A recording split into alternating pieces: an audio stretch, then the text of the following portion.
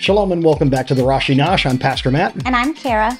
This week, we're in a brand new book of the Torah. We're in Sefer Chémot, the book of names, or in English, Exodus. So we're about to meet someone very important. You know, there are certain mile markers on our Torah journey. Genesis 12 is one because we meet Abraham. And of course, the book of Exodus is one because we meet Moses. So, since this book is called Shemot, or Names, in our JPS Rashi Torah commentary, Torah discussion commentary, we have a discussion on names. So we're on page 41, if you are following along with us in this wonderful book. And this first section is called Name Calling. And it says this: as every successful politician knows, addressing someone by name evokes feelings of warmth and closeness. Parashat Shemot, or Names, begins by recounting the names of Jacob's sons who accompanied him to Egypt. These are the names of the sons of Israel, Jacob, who came to Egypt with Jacob, each coming with his household. This is from Exodus 1:1. Given that the names of Jacob's sons were previously mentioned, Rashi explains why they are repeated here. Rashi says, these are the names of the sons of Israel. Although God counted them in their lifetime by their names, he counted them again after their death to let us know how precious they were to him, because they were likened to the stars, which he takes out and brings in by number and by their names, as it states in Isaiah 40:26, he who sends out their host by count and who calls them each by name. This is Rashi's comment on Exodus 1:1. And when it says their host, it means all the heavenly bodies, all the stars. By repeating the names of Jacob's sons, Rashi tells us that God focused attention on and thereby expressed affection for each son individually. In today's wired age, most of us do not have to remember friends' phone numbers and birthdays as people once did. Moreover, in a single session with just a few clicks, we can arrange to send all our friends birthday e-cards for the year. We have also become accustomed to having full conversations with people via text or email without ever using their names. Perhaps now more than ever, addressing another person by name can amplify our shared sense of connection. I would say I have to agree. And although it's convenient to not have to remember these things, I mean, I remember your phone number because you've had it and I've had mine long enough before we were only on speed dial, but I would be hard pressed to remember. I don't even know our kids' numbers. I don't know our kids' numbers by heart either. I push their little name and their picture and that's how I get to it. But interestingly enough, I can still remember the phone number that I had at my house 40 years ago. I still remember that number because I had to. You had to memorize these things, but we just don't have to anymore. And I think it's convenient to open up Facebook and see, I just did it today. Oh, I have a friend whose birthday is today. Let me wish him a happy birthday. It wasn't even on my radar until my technology reminded me of it. So there are a couple of questions that I want to go over as we do every week, because this is a Torah discussion commentary. We're going to look at questions 2 and 3 on page 41. And the first one that we're going to look at says this: do you ever have difficulty remembering people's names? What methods do you use to help remember them? Now, this is almost a joke because I am horrible with names. I try to get better, but I sometimes, and especially in ministry, like at our church where we pastor, it happens all the time that we'll have a new person or a new family come, and it really does take a few weeks to get into the rhythm of remembering their names. Now, the method that I use, I don't know if you do this as well, and if so, I apologize for taking your answer, but the method that I use is that I know people that are really good with names. And so I'll try to ask them, oh, I can't remember that person's name. They've been coming for a couple of weeks and I can't remember the name. Do you remember their name? And then they will tell me their name. Now, if they can't remember, the method that I use is I've always thought that when you're at a loss, being honest about that is probably the best thing that you can do. And so I have a standard sentence that I say to someone. I say, please remind me of your name. And that way I'm not only getting their name, but I'm also telling them that I'm apologizing for not being great with names. Yeah, I'm a very visual person. So for me, if I see the name written down, like when people wear name tags, that is amazing for me. I know it's kind of cheesy or whatever, but when I see it, it helps me when I see it written down. And so like on Wednesdays when we have the youth, when I'm writing their name down for their orders, you know what I mean? I can see it and I'm looking at their face. It helps me way better. But I tend to be someone who, if I'm trying to learn, I'm honest with it too. And I'll say, I'm really bad with memorizing names. And I'll just say, I'm going to say your name a million times today. And so I'll just be like, hey, Darcy, nice to meet you, Darcy. And then 2 seconds later, I'll be like, hey, Darcy. And I'll just say it over and over and over and over. And that sometimes if I can't see it written, sometimes that'll help sink it in.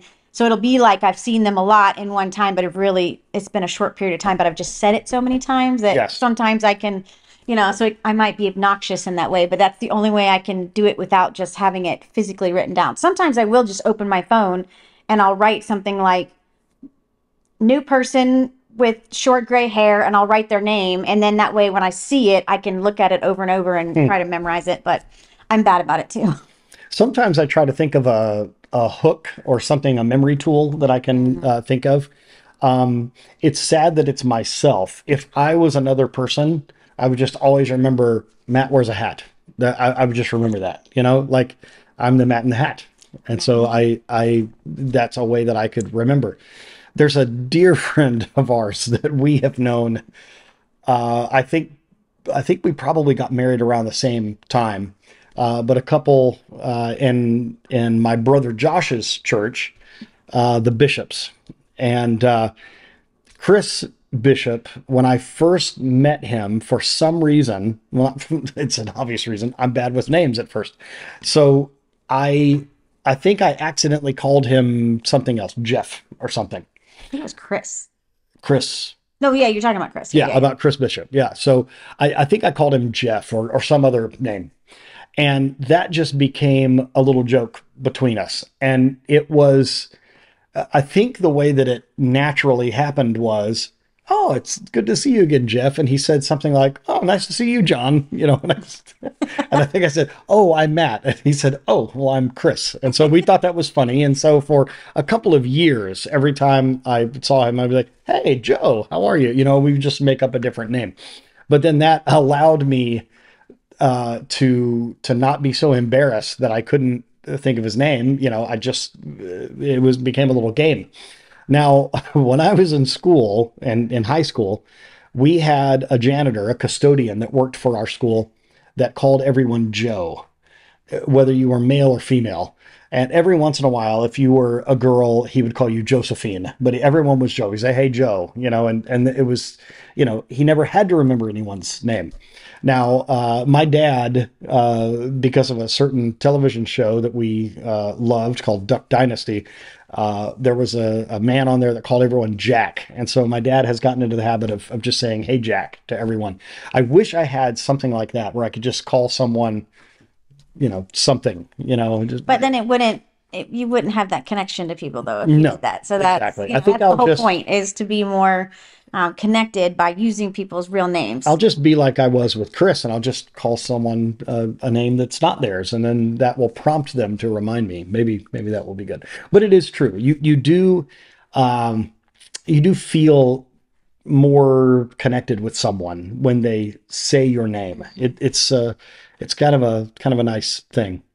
So the next question that we want to ask is, do you think using online communication causes people to feel more or less connected to other people, or both? If it can cause people to feel anonymous, what can be done to minimize this phenomenon? I definitely feel like it's a little of both. Online communication, obviously, you can get a little bit of information across at a point at a single time, so it's sometimes your relationships and your interactions aren't as deep or aren't as emotional, or they can be whatever, can they kind of surface because they can be quick, one-liners here and there, whether it's through social media or texting or something like that. But at the same time, I feel like there's more opportunity to have those connections, the little connections. So I can see it both ways.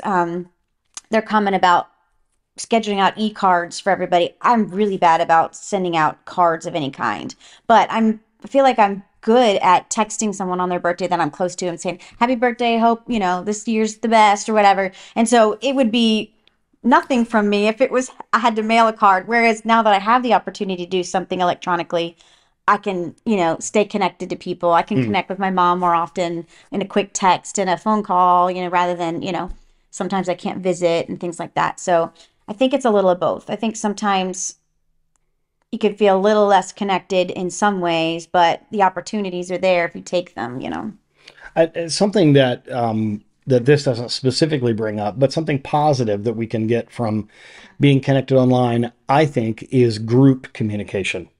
I remember in the past, before group texting or social media, I remember having to call every member of our church board if we needed to schedule an impromptu meeting, if something came up, an emergency or something like that, and we needed to meet in addition to our regularly scheduled meeting, having to call every single member of the board and some not be home, leaving voice messages, having to make a list of who got back with me and who didn't.